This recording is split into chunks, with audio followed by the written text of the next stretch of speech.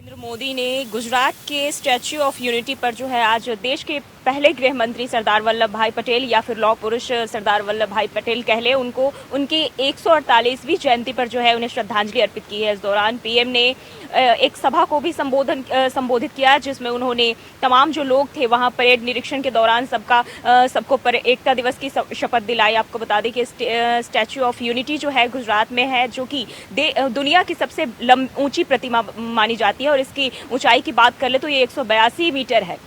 इस दौरान पीएम मोदी ने उनके गाथाओं को याद किया और साथ ही अपने सोशल मीडिया अकाउंट पर जो है सरदार वल्लभ भाई पटेल को लेकर लिखा कि उनके राष्ट्र के एकीकरण को लेकर जो है सरदार वल्लभ भाई पटेल के योगदान को कभी भूला नहीं जा सकता है। उन्होंने राष्ट्र के हित में कई सारे काम किए और आज भी वो हमारा मार्गदर्शन करते हैं। उनके ऋण को कभी भूला नहीं जा सकता है। कैमरामैन सुनील पहल के साथ मैं जूही, इंडिया वॉइस। बेहद ही खराब हो चुकी है। आपको बता दें कि दिल्ली का जो AQI है वो 300 के पार हो चुका है, जो कि बेहद ही खराब श्रेणी में आता है। और AQI की तरफ से वार्निंग भी दी गई है कि कुछ दिनों तक जो AQI है वो 350, 300, 400 के पार ही रहेगा, जो कि बेहद ही खराब श्रेणी में आता है और ये दिल्ली वासियों की स्वास्थ्य के लिए बेहद हानिकारक है। आपको बता दें कि दशक पहले दिल्ली की हवा इतनी साफ होती थी, इतनी स्वस्थ होती थी, लेकिन अब जो है पूरा उल्टा हो गया है। दिल्ली की जो हवा है वो काफ़ी ज़्यादा हानिकारक हो गई है, जहरीली हो गई है, जो कि एक गंभीर मुद्दा बन गया है। अभी तो दिवाली भी नहीं आई है, जो हवा में इतना प्रदूषण देखने को मिल रहा है। जब दिवाली आ जाएगी तब जो हवा का क्या हाल होगा वो तो देखने लायक होगा। इसी पर सुप्रीम कोर्ट ने भी दिल्ली NCR के बढ़ते प्रदूषण पर चिंता जताई है। कोर्ट ने इस समय दिल्ली में बढ़ते AQI पर आने वाली पीढ़ी के लिए चिंता जताई है। उनका कहना है कि आने वाली पीढ़ी है जो उस पर बेहद ही बुरा असर पड़ेगा। सुप्रीम कोर्ट ने कहा है कि पंजाब में पराली जलाई जा रही है, जिसको रोक लगाने के इंतजाम किए जा रहे हैं। पंजाब, यूपी, हरियाणा, राजस्थान से हलफनामा मांगा जा रहा है। और आपको बता दें सुप्रीम कोर्ट की जो सुनवाई है वो अगले 7 नवंबर को होगी। लगातार सुप्रीम कोर्ट भी इस मामले पर, बढ़ते प्रदूषण के मामले पर चिंता व्यक्त कर रहा है और इसे निपटारा करने की कोशिश में लगा हुआ है। कैमरामैन सुशील के साथ मैं ज्योति निषाद, इंडिया वॉइस। पार्टी की मुश्किलें खत्म होने का नाम नहीं ले रही हैं। बता दें कि जहां पहले से ही आम आदमी पार्टी के 3 नेता जेल में बंद हैं, वहीं अब दिल्ली के मुख्यमंत्री अरविंद केजरीवाल को भी ईडी ने समन जारी किया। बता दें कि ईडी ने अरविंद केजरीवाल को समन जारी कर 2 नवंबर को अपने मुख्यालय पर पूछताछ के लिए बुलाया था। इससे पहले CBI दिल्ली के मुख्यमंत्री अरविंद केजरीवाल से पूछताछ कर चुकी है। ईडी ने दिल्ली के CM केजरीवाल से पूछताछ के लिए बुलाया। केजरीवाल को ईडी के बुलावे पर तीखी प्रतिक्रिया देते हुए दिल्ली सरकार के मंत्री और आम आदमी पार्टी ने कहा कि केंद्र सरकार आम आदमी पार्टी को खत्म कर देना चाहती है, उनका यही मकसद है। साथ ही उन्होंने केंद्र सरकार पर आम आदमी पार्टी को खत्म करने के लिए कोई कसर नहीं छोड़ रही।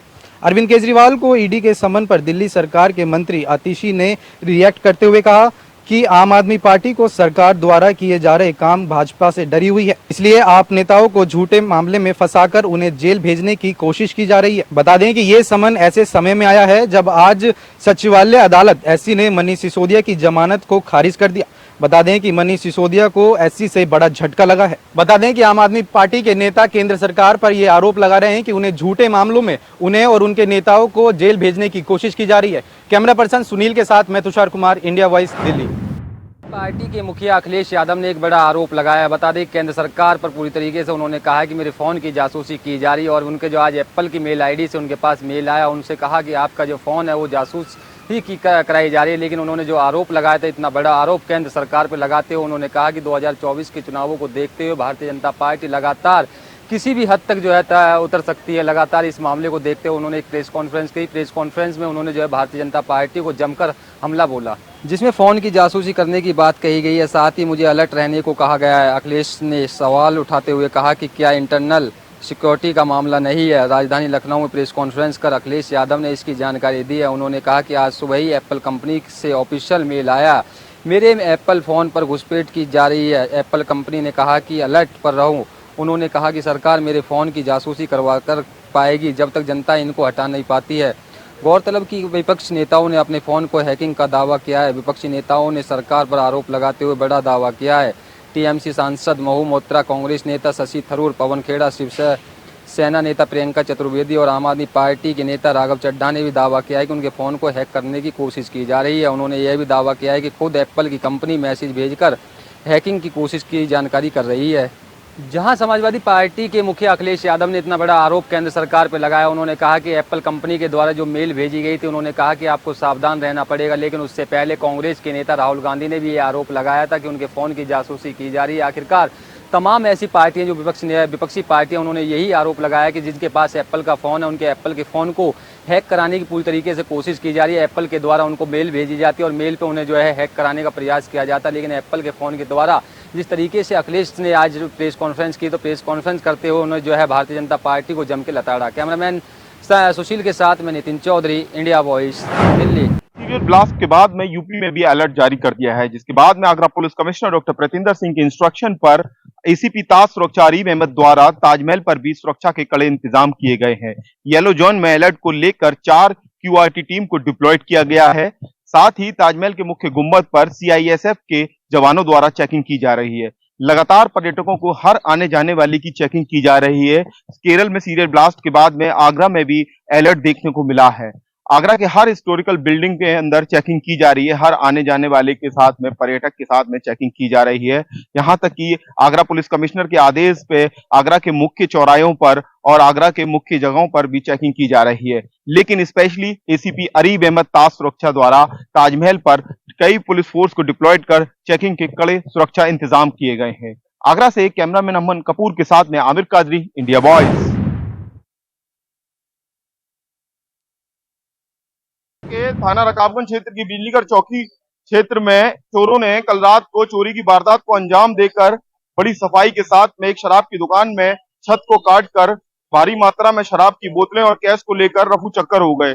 दरअसल चोरों ने कल रात को एक शराब की दुकान में चोरी की वारदात को इतनी सफाई से अंजाम दिया कि चंद कदमों की दूरी पर बिजलीगढ़ चौकी पर पुलिस कर्मियों तैनात थे, जिस उनको भनक नहीं लग सकी कि क्षेत्र में चोरी हो रही है और भारी मात्रा में शराब की बोतलें और कैश को लेकर चोर रफू चक्कर हो गए हैं।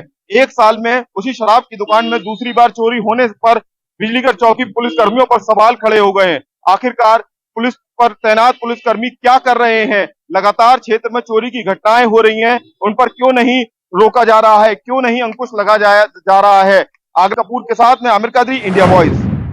कमिश्नर डॉक्टर प्रतिंदर सिंह के इंस्ट्रक्शन पर आगरा के थाना न्यू आगरा पुलिस को एक बड़ी सफलता हासिल हुई है। दरअसल कल रात में थाना न्यू आगरा पुलिस और एक लुटेरे के बीच में मुठभेड़ हो जाती है। मुठभेड़ में पुलिस की जवाबी फायरिंग में लुटेरे के पैर में गोली लगने से लुटेरा घायल हो जाता है, जिसको कि थाना न्यू आगरा इंचार्ज राजीव कुमार सिंह द्वारा गिरफ्तार किया जाता है। गिरफ्तार किए गए लुटेरे के कब्जे से 2 सोने की चैन, 1 मोटरसाइकिल, 1 अपाची बाइक और 1 तमंचा और कारतूस को बरामद किया जाता है।